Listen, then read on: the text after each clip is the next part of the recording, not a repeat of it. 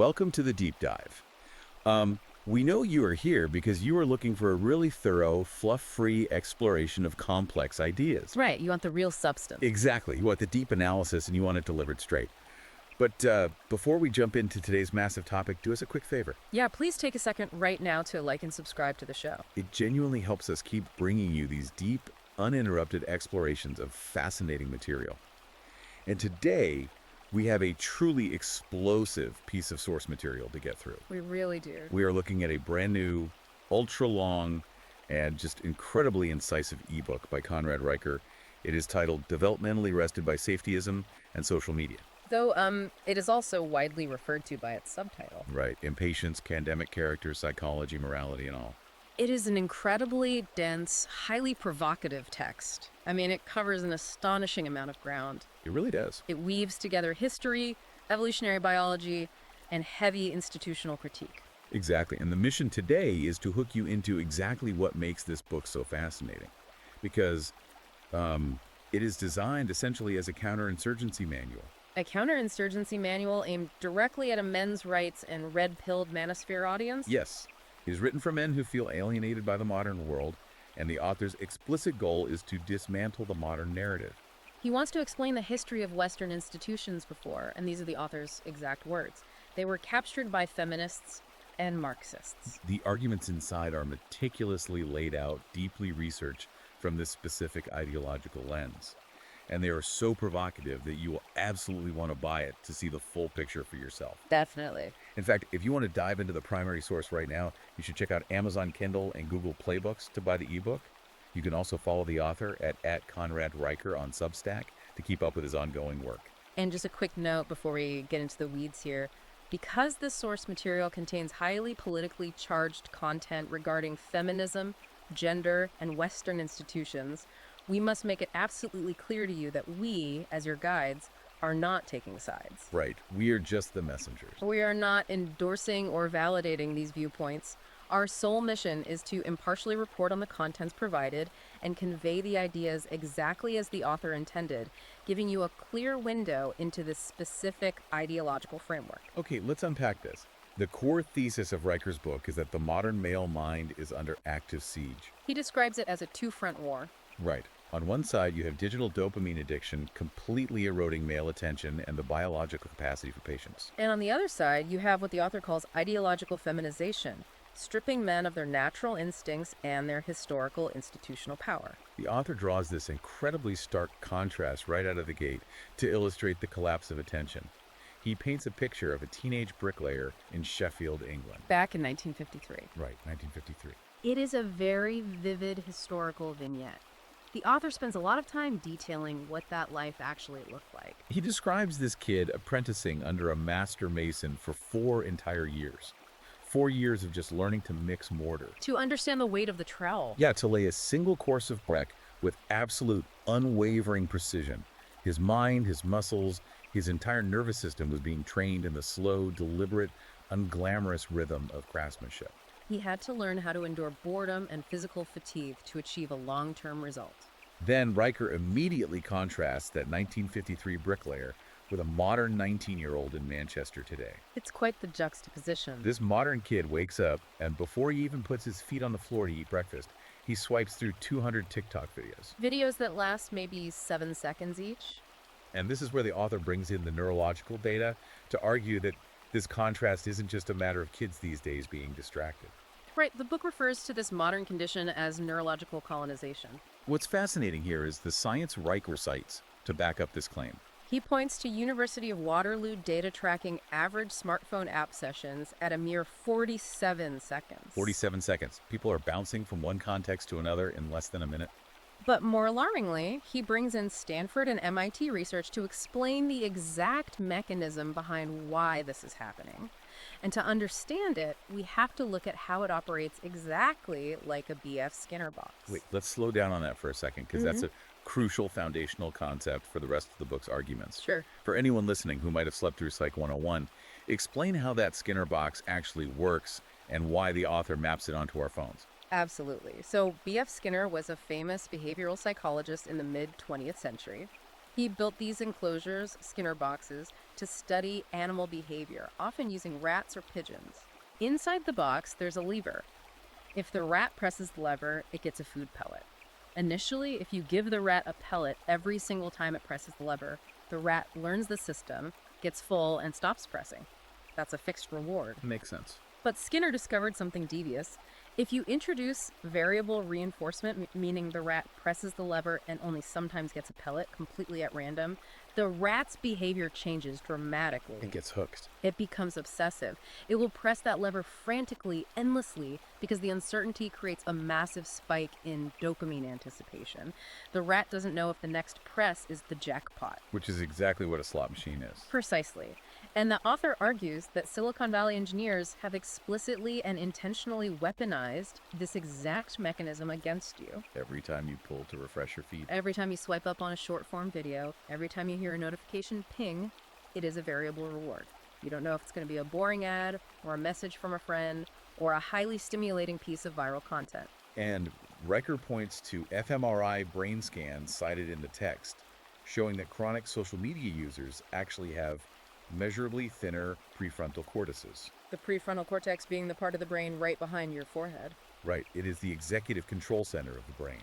It's the area responsible for long-term planning, impulse control, logical reasoning, and most importantly for Riker's argument, delayed gratification. So if I'm following the book's logic, it's not just that modern men are making bad choices. No, it's that the biological hardware required to be patient, to be that 1953 bricklayer, is literally atrophying inside their skulls. Exactly. The physical structure of the brain is being altered by the algorithm. That is terrifying. And the author uses this fascinating high-stakes analogy to explain the cognitive overload this causes. The Boeing analogy. Yes, he doesn't just stick to rats and smartphones. He talks about the Boeing 737 MAX crashes. Now, we all know those planes crash because of a software system called MCS. But Riker looks at the human element inside that cockpit. He argues that those planes didn't crash purely because of a software glitch. They crashed because the pilots, who were highly trained men, accustomed to strict discipline and making split-second life-or-death decisions, were entirely overwhelmed by an avalanche of digital noise. The book notes that in the span of just 180 seconds, those pilots were bombarded by 34 different system alerts blaring at them simultaneously. Right. Imagine being in a nosedive, and one warning alarm is screaming pitch down, while a stick shaker is violently vibrating the steering column. And another digital voice is saying autopilot disengaged. And multiple screens are flashing contradictory data. The FAA report on the incident called it alert fatigue. The human brain simply cannot process that many urgent inputs at once. It freezes. And Riker equates this cockpit failure directly to the modern masculine mind. He says men today are buried under an endless barrage of Instagram notifications, Slack pings from their boss, text messages, and breaking news alerts. The brain is chronically overstimulated, constantly bombarded with false emergencies. And as a result, the book claims, the modern man is completely disarmed. His attention is shattered so he can never focus long enough to build anything of lasting value. If we connect this to the bigger picture of the modern economy, the author argues that this instant gratification loop has fundamentally replaced the traditional male work ethic. He introduces this concept of the button masher phenomenon.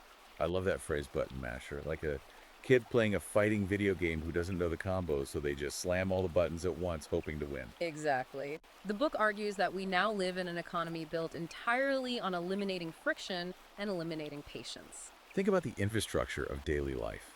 Amazon Prime gives you one-click, same-day delivery right to your door. You never have to wait or hunt for goods. Tinder and dating apps give you instant access to thousands of potential mates with a mindless swipe of your thumb. You don't have to endure the slow, often painful process of real-world courting. The book forcefully argues that patience is not just some passive, nice-to-have trait. According to Riker, it is the foundational bedrock of male character. Because historically, a man had to wait for everything. Right, for centuries, a man had to plant seeds and wait months for the harvest, hoping the weather held. He had to apprentice for years to master a trade before he could earn a real wage. The book asserts that the process of enduring a boring, hard, unglamorous wait is the very mechanism that forged resilience and character. Without that required patience, the author claims society simply devolves into infantile dependency. Men begin to expect immediate results without effort, which the book frankly frames as a form of cognitive castration. He even points to a U.S. Army report from 2023 to prove this isn't just philosophical, it's a measurable national security issue. The report stated that 35% of male recruits aged 18 to 24 were failing basic attention drills. They literally couldn't maintain focus during a standard 10-minute field briefing. The book quotes a drill sergeant who noted that these young recruits couldn't even track a moving target downrange without constantly glancing down at their empty hands. Phantom checking for a phone buzz. Their brains were so wired for constant dopamine hits that the quiet of a firing range caused them anxiety. It's wild. But here's where it gets really interesting. Because the book shifts gears. It transitions from how the tech industry has rewired the brain to how the psychological and educational establishments have rewired the definition of masculinity itself. Yes, the author moves into a harsh critique of what he calls the feminization of psychology.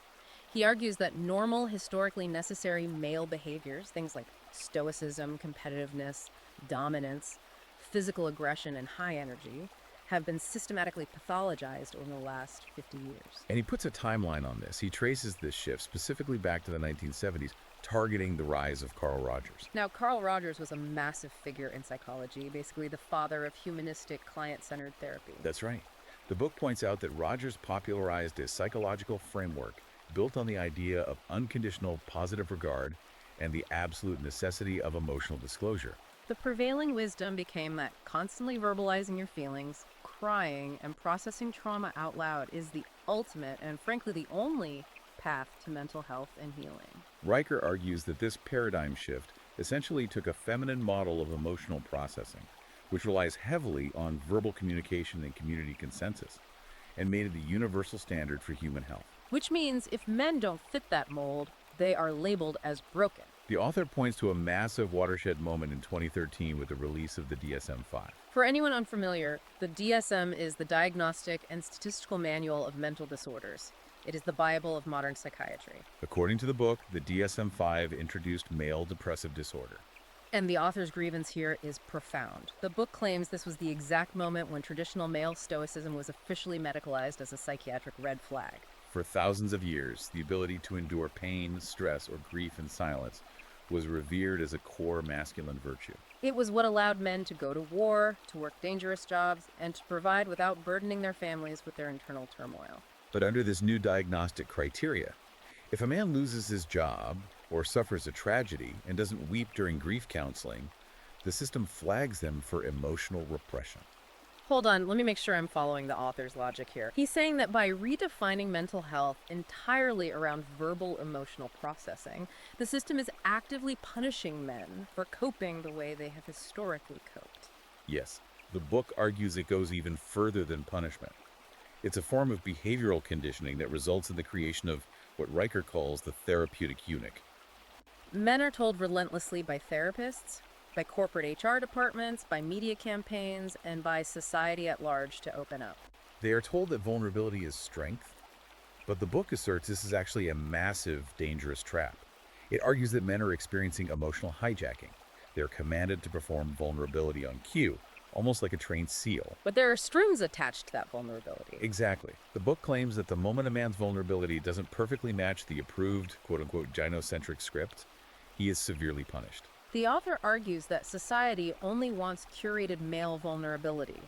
They want a single aesthetic tear over a relatable struggle. But if a man expresses deep, dark depression, or if his vulnerability manifests as anger or frustration, which is biologically common for men, he is instantly labeled as toxic or dangerous. The book backs this up with some brutal real-world examples. It cites a 2020 study out of Harvard Law School looking at family court proceedings. The data showed that men who followed the modern advice to be vulnerable, men who disclosed past mental health struggles or admitted to making mistakes in therapy, ended up losing primary custody of their children 63% more often than men who simply stayed silent and stoic. The author also uses the example of a physician in the UK who admitted to his medical board that he struggled with anxiety, thinking he was doing the right, transparent thing. He was subsequently fired because he was deemed a liability. The author's takeaway is incredibly cynical but forcefully argued. The world doesn't actually want male vulnerability. It wants male compliance. They want you to share your feelings so they can use them as leverage against you. which leads directly into Riker's broader structural critique of what he calls the myth of equality. The book takes a stance of hard, uncompromising biological realism. It argues that men and women are fundamentally biologically different on a cellular level. And that ignoring this reality isn't just foolish, it is actively destroying young boys. He brings up the Y chromosome specifically. Yes, the text points out that the male Y chromosome, combined with testosterone, is genetically built for higher risk tolerance. The author cites mortality statistics showing that young men commit 75% of accidental deaths. Now, the modern sociological view might frame this as a result of toxic socialization or a moral failing, but Riker argues this is purely biological. Evolution rewarded high risk, high reward behavior in men because historically men had to hunt dangerous game, defend the perimeter of the tribe, and take massive physical risks to secure resources and pass on their genes. The drive to explore, to conquer, to test physical boundaries is literally baked into their DNA. That is the book's core premise. Yet the author claims the modern educational system treats this natural, exuberant male energy as a disease to be cured. Let's look at how modern classrooms operate. Schools reward compliance, sitting perfectly still for 8 hours a day and engaging in quiet, collaborative group work. The book explicitly codes these as feminine traits. Conversely, the system actively punishes physical energy, roughhousing, competitiveness, and aggression. And the data he points to regarding boys in the school system is staggering. Because boys naturally struggle to sit still in a fluorescent lit room for 8 hours, the book notes they are now taking 70% of all the DNF grades handed out in public schools. They make up 70% of all school suspensions, and they are falling massively behind girls in basic literacy rates. The author is incredibly blunt about this dynamic. He says we aren't fixing a broken education system. We are simply blaming the boys for failing to adapt to a hyper-feminized environment. We are drugging them with Adderall to make them sit still like little girls. And if you, as a parent or a teacher, try to point out these biological differences as a defense for the boys, the book argues you will be immediately silenced or fired. This brings up what the author terms the erasure of biological truth. The book discusses how modern institutions are actively criminalizing the statement of biological facts under the guise of safetyism. Right, safetyism being the idea that subjective emotional safety is more important than objective reality. The book zeroes in on Canada to prove this point, right? Yes, he uses Canada's Bill C-16 as a primary case study. For context, this was the highly controversial piece of legislation that added gender identity and expression to the Canadian Human Rights Act. The book claims that virtually overnight, stating basic biological realities like the binary nature of human sex became legally suspect and potentially classified as a human rights violation. Riker points to the firing of renowned clinicians, like Dr. Kenneth Zucker in Toronto, who merely questioned the rapid rise in pediatric medical transitions. He also brings up the massive cultural backlash against figures like J.K. Rowling or Dr. Jordan Peterson. Exactly. The author notes that these figures faced unprecedented campaigns to destroy their careers and reputations simply for defending the reality of biological sex, or, in Peterson's case, refusing to comply with compelled speech regarding pronoun mandates. The author argues that pronoun drills in elementary schools and mandatory pronouns in corporate email signatures aren't about compassion, kindness, or inclusive education. He claims they are mechanisms of forced ideological compliance. The book asserts that the female-coded progressive left has effectively hijacked the mechanisms of language and law to gaslight reality itself. Treating the mere statement of biological differences as a literal form of hate speech or physical violence. And that institutional weaponization that we see in education doesn't just stop at the university gates. The author traces how this exact ideology completely took over the corporate and legal world. This section of the book is literally titled, From Kings to Karens, which gives you a sense of his tone. He wants to explain how human resources became the most terrifyingly powerful entity in corporate America. To do that, the book traces the legal history back to Title VII of the 1964 Civil Rights Act. Now, Title VII is historically recognized as a landmark civil rights achievement because it prohibited employment discrimination based on race, color, religion, sex, and national origin. It created the concept of the hostile work environment clause. However, Riker argues that the real turning point, the moment the system was weaponized, was a specific 1998 Supreme Court ruling, Farragher v. City of Boca Raton. Okay, I think we need an ELI 5 explain. Like, I'm 5 for the Farragher ruling. Why does a 1998 court case matter so much to the modern corporate man? It matters because of how it shifted liability. Before Farragher, if an employee was harassing another employee, the company was generally only liable if upper management actually knew about the harassment and did nothing. But the Farragher ruling changed the game. It essentially established that employers could be held financially liable for the discriminatory or harassing acts of their supervisors, even if the upper management was completely unaware it was happening. Oh, wow. So suddenly, a massive corporation is terrified that some mid-level manager's inappropriate joke could cost the company $50 million in a lawsuit. Precisely. And the author's analysis here is that corporations, faced with this existential legal threat, did the completely rational thing. They overcomplied. They built sprawling, massively funded HR bureaucracies designed to mitigate risk at all costs. But over time, the book argues, the mission of HR experienced severe mission creep. It shifted from preventing actual objective harassment to policing subjective cultural fit, microaggressions, and strict ideological alignment. The book claims that HR departments now actively use psychological tools to weed men out before they even get hired. He talks about psychometric screenings, specifically the Hogan assessment. Companies use these personality tests during the interview process. The author argues that HR uses these tests to detect what they consider alpha traits, things like assertiveness, high confidence, independence, and a willingness to challenge consensus. Once those traits are detected by the algorithm, the candidate is quietly filtered out of the hiring pool. Because from HR's perspective, those traits represent legal risk. But the book asserts there is a massive double standard here. It claims that assertiveness and boundary pushing in men are now routinely framed as intimidation or creating a hostile environment.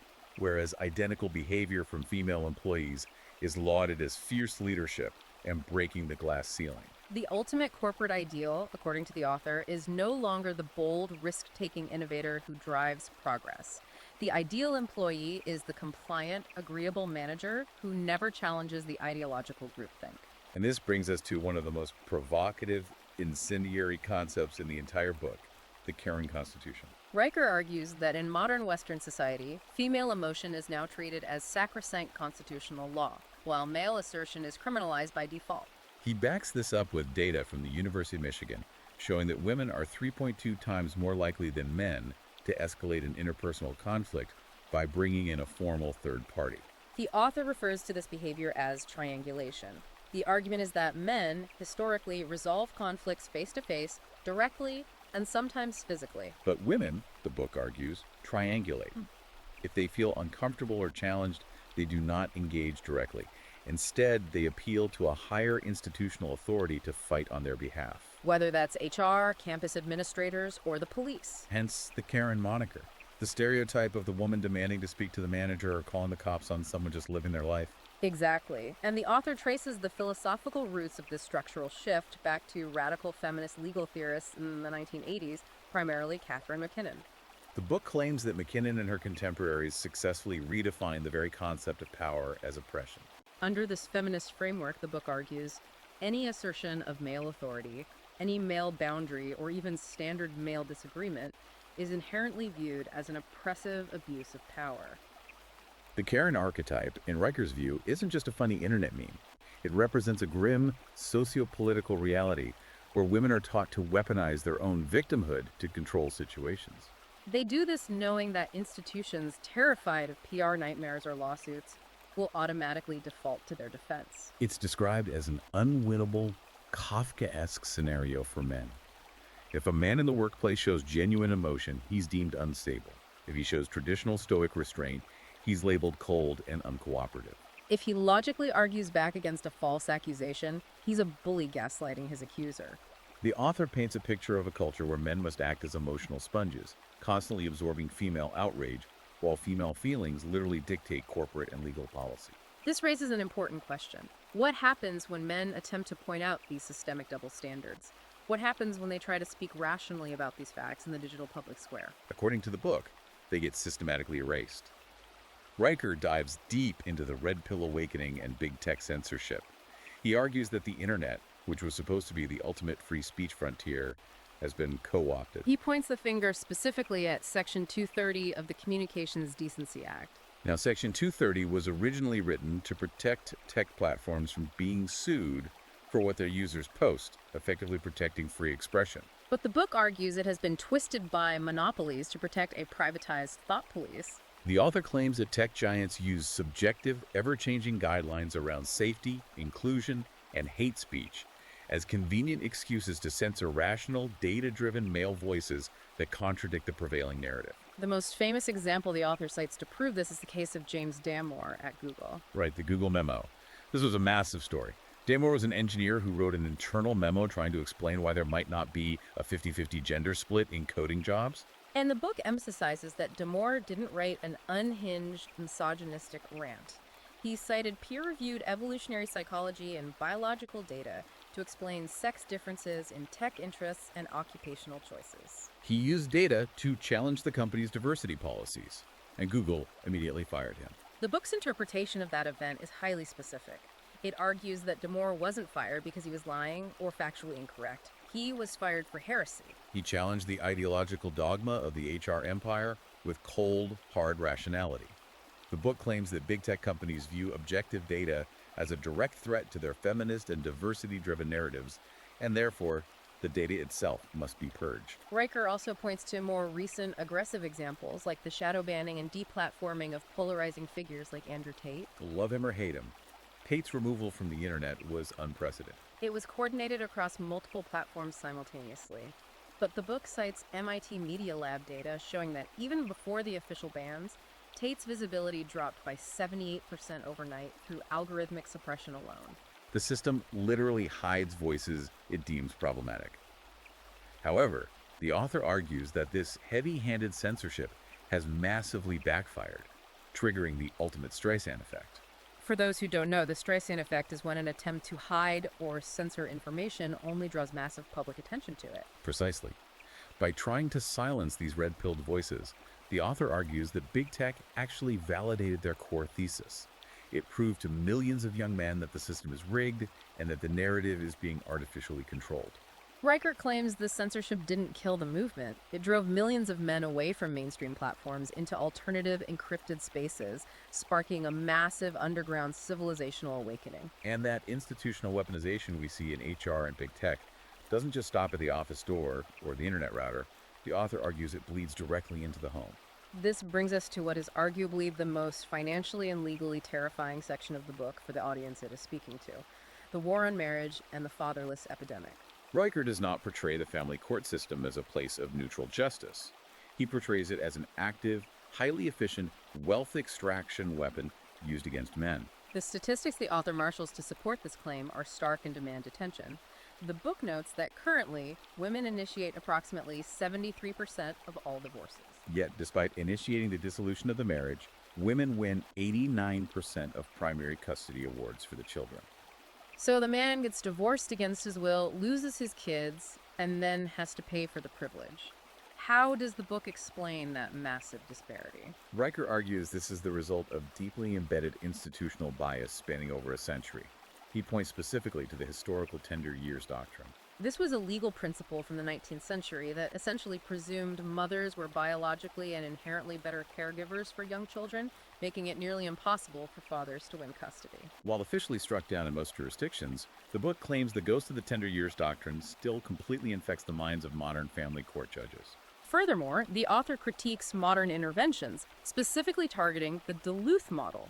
Okay, we definitely need an ELI 5 on the Duluth model, because I know that is a massive point of contention in men's rights circles. What is it, and how does it work? The Duluth model is a framework developed in the 1980s for handling domestic abuse. It is the most common batterer intervention program used by courts and police departments across the United States and other Western countries. The core philosophy of the Duluth model, and this is what Riker fiercely attacks, is the assumption that domestic violence is entirely rooted in patriarchal ideology. It posits that men use violence as a systemic tool to maintain power and control over women. So it frames the issue through a purely gendered ideological lens, rather than looking at individual psychological factors or substance abuse. Exactly. The book claims the Duluth model presumes male guilt by default. It essentially treats masculinity itself as the underlying crime. As a direct result of this training, the book argues, police officers arriving at a domestic disturbance are preconditioned to view the man as the aggressor, even if the woman is physically violent.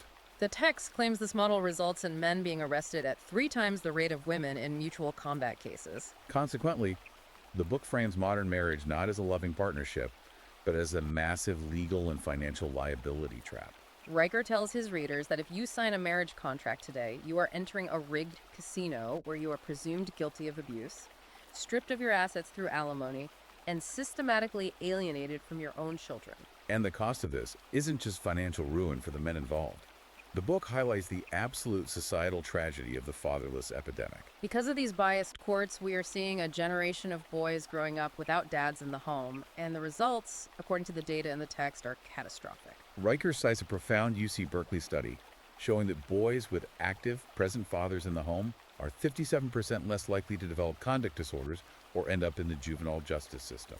The author introduces a crucial analogy here to explain why fathers are so important.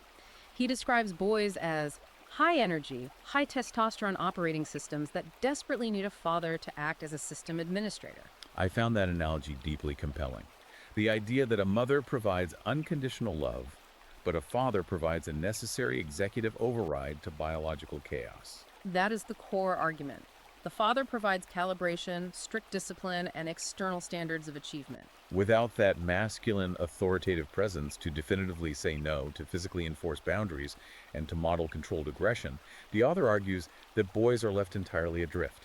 They are abandoned to what the book calls the mother's emotion. Riker claims that orbiting purely maternal sentimentality completely fails to challenge young boys or prepare them for the harsh, unforgiving realities of the world.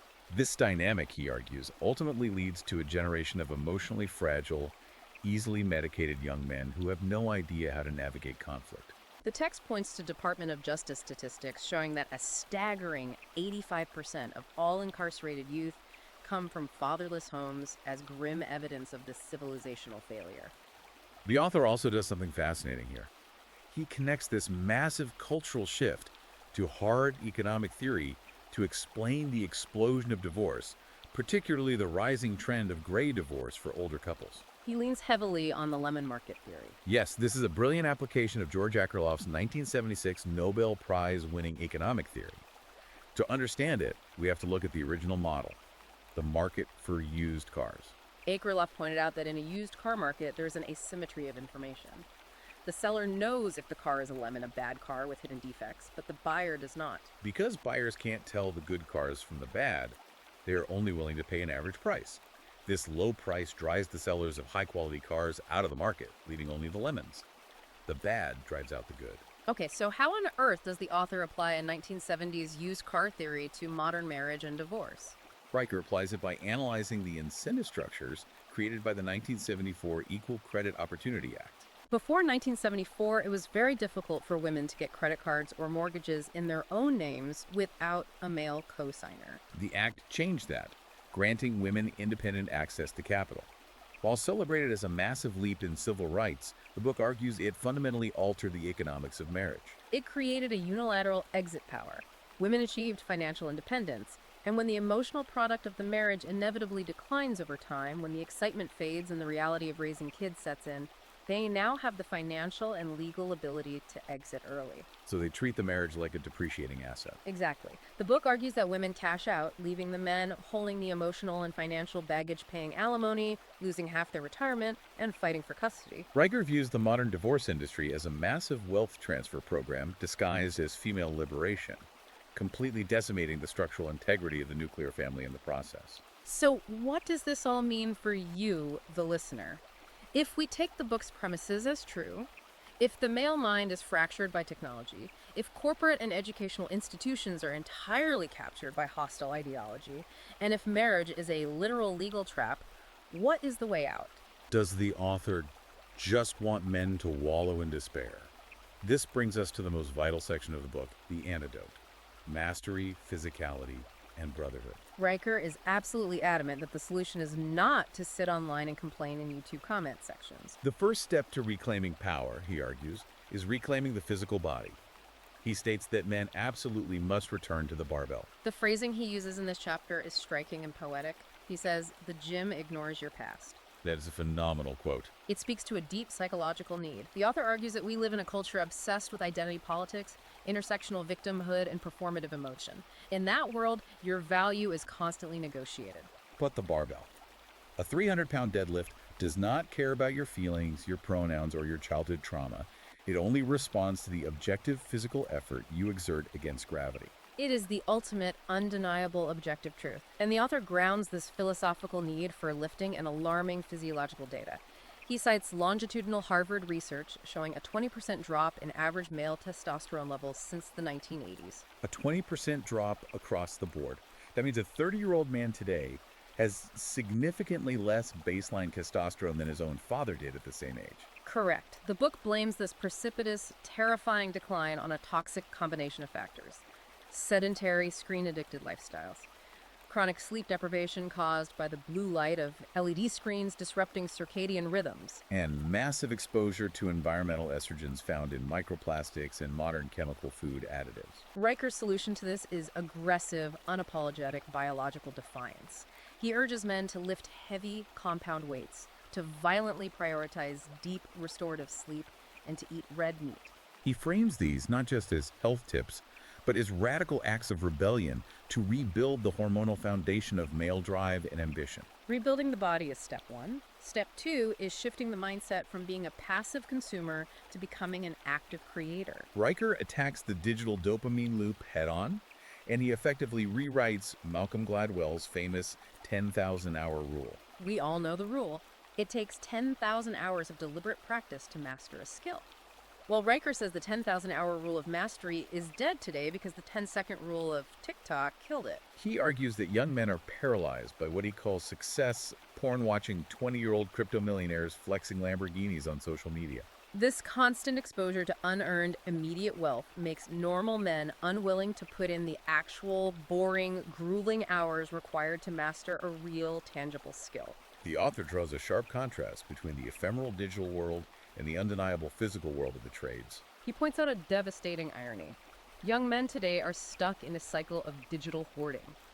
The book notes that the average young man might own 87 different video games on his Steam account, yet he has never finished a single one of them. They are abandoning their potential in these virtual digital addicts. Meanwhile, out in the real world, there's a massive, highly lucrative shortage of skilled physical labor. He uses the example of an HVAC technician in Texas. Yes, the book highlights that a 22-year-old HVAC technician in Texas can easily make $85,000 a year. He has zero student debt holding him back, and crucially, he never has to sit through a corporate HR diversity training seminar. Riker's argument is that tangible, real-world competence learning, welding, coding, plumbing, carpentry is the only real antidote to the crushing emptiness of the digital age. It taps into what behavioral economists call the IKEA effect. Where you value a piece of furniture more because you put it together yourself, even if it's wobbly. Exactly. The book argues that a man can only truly value himself when he has actually built something real, physical, and enduring with his own two hands. And crucially, the book points out that you cannot build a meaningful life entirely alone, which is why Riker launches into a passionate defense of the absolute necessity of the brotherhood, the creation and protection of male-only spaces.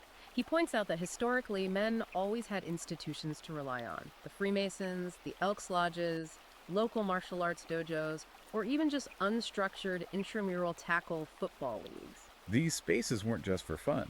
They were essential civilizational mechanisms designed to build character, forge unbreakable bonds, and transmit harsh but necessary masculine virtues from older, wiser men to younger boys. But today, the book argues these critical spaces have been actively and intentionally dismantled. The author points the finger squarely at Title IX's regulations and corporate DEI diversity, equity, and inclusion offices.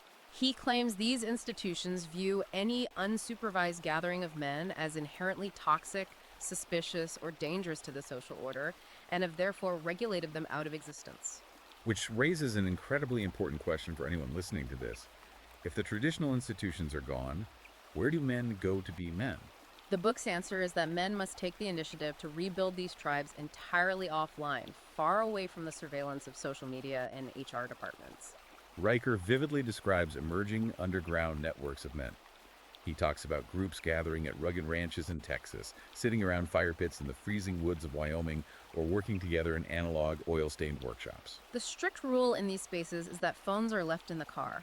They gather to lift weights, read dense historical texts, and hold each other brutally accountable. The author insists that men do not heal or grow by sitting in mixed-gender therapy circles where every word is policed for potential microaggressions. They heal through shared physical hardship, shared purpose, and the unvarnished, sometimes harsh truth spoken face to face between brothers. And the philosophical backbone holding this entire antidote together is a profound return to stoicism and honor. Riker draws heavily on ancient texts, like Marcus Aurelius's Meditations. But he also looks at modern examples, specifically Admiral James Stockdale, the legendary fighter pilot who survived 7 agonizing years of torture in the Hanoi Hilton during the Vietnam War. The book uses these figures to clarify a massive modern misconception about what Stoicism actually is. True Stoicism isn't about repressing your emotions until you have a psychological breakdown. It is about maintaining total, unbreakable control over your response to those emotions.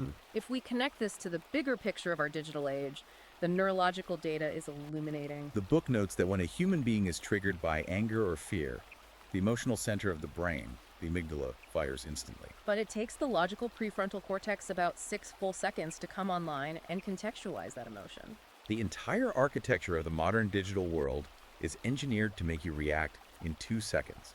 It is designed to make you bypass logic, rage tweet a response, argue viciously in the comment section, and ultimately surrender your sovereign emotional control to a complete stranger on the internet. It's an attention trap. Exactly. And to defeat it, Riker demands that men embrace a concept he calls memento silio, which roughly translates to remember to keep silent, or, more practically, remember to silence your phone. The author argues that true honor, especially in a chaotic, post-truth digital world, is defined by restraint. It is about knowing when to hold your tongue. It is about absolutely refusing to participate in the algorithm's outrage cycles. He asks men to build a character so dense, so solid, and so rooted in physical reality that digital mobs and online cancellations simply cannot shake it. His ultimate plea is for men to stop performing their lives for a computer algorithm and start living them in reality. Okay, we are rounding the corner into the final section of our deep dive, because this book isn't just about individual self-help or going to the gym. Riker frames all of this as a looming civilizational battle. He looks forward to the future of men and reclaiming the West. And to do that, he actually points to a real-world political model. He holds up Hungary as a prime example of what he calls strategic patriarchy. The author expresses deep, unabashed admiration for Hungary's current demographic and social policies. He points out that while the rest of the Western world is facing plummeting birth rates, aging populations, and what he views as terminal cultural decay, Hungary has taken radical state action. The Hungarian government offers massive state-subsidized financial loans to newly married couples. And the kicker is, those loans are entirely forgiven by the state if the couple stays together and has 3 children. Furthermore, the book highlights that Hungary explicitly outlawed gender studies programs in their state-funded universities. Now, mainstream media and progressive commentators point to these exact policies and call them textbook illiberalism or even authoritarianism. Yes, but Riker frames it entirely differently. He frames these policies not as authoritarian, but as basic civilizational survival mechanics. He views Hungary as a state that has finally woken up and recognized a harsh truth. Investing heavily in legally married fathers and traditional cohesive nuclear families is the only mathematical way a nation physically survives into the next century. He contrasts this with Western nations, which he claims financially subsidize divorce, single motherhood, and societal atomization. But Riker is also a realist. He knows that not every country is going to adopt Hungarian social policies tomorrow or ever. So, for the individual man trying to survive right now in the current economy, he issues a massive, urgent warning about the impending wave of technological automation. He points to data showing that the prime age male labor force participation rate has been steadily dropping for decades. He warns that the era of a man making a comfortable middle class living purely off brute physical strength, or by pushing mid-level corporate emails around a cubicle, is rapidly coming to a violent end. The author's advice here is ruthlessly pragmatic. He argues that if men want to retain any semblance of power or autonomy, they must immediately learn to speak the language of machines. They cannot just be physical laborers, they need to master AI tools. The book specifically calls out learning programming languages like Python, mastering generative AI like Midjourney, and using tools like GitHub Copilot. So it's not just about retreating to a cabin in the woods, it's about conquering the new frontier. Exactly. The author argues that the men who learn to ruthlessly leverage automation will multiply their output, their value, and their wealth exponentially. Conversely, those who rely on nostalgia or who refuse to adapt to the AI revolution will be completely and permanently replaced by it. The book insists that the new definition of dangerous masculinity requires extreme intellectual agility right alongside raw physical capability. Which brings us to Riker's final blistering ultimatum to the reader.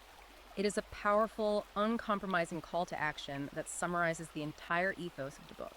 He tells men point blank to stop consuming. Stop being the passive, easily manipulated product for Silicon Valley data brokers. Stop blaming the Matrix or women or the government or the HR department for your personal failures. He says you have to take extreme ownership, you have to build a physical life, master difficult skill, lift heavy weights, and become dangerous again. His final message is, don't waste your energy fighting the rigged system.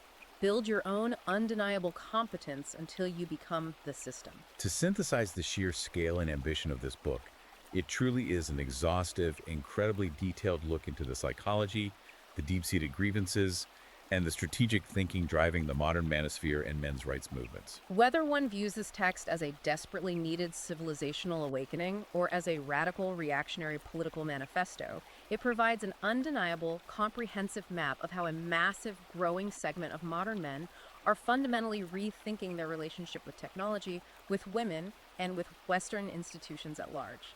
And just as a quick reminder to you, the listener, as your guides on this deep dive, we are purely exploring this text to extract the author's core ideas. We are maintaining complete neutrality on the highly charged political, biological, and social issues discussed today. Our goal was simply to show you exactly how this specific influential worldview is constructed from the inside.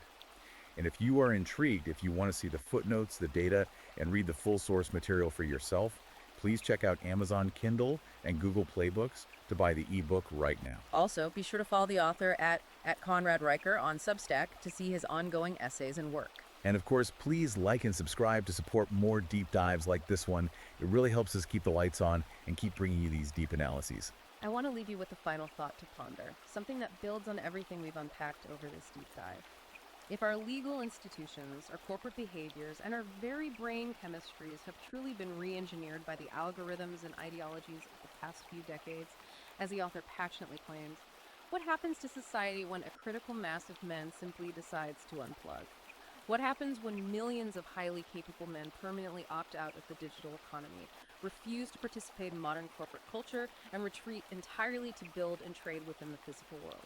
Will it cause the catastrophic collapse of the attention economy, or are we witnessing the painful birth of an entirely new, parallel, offline civilization?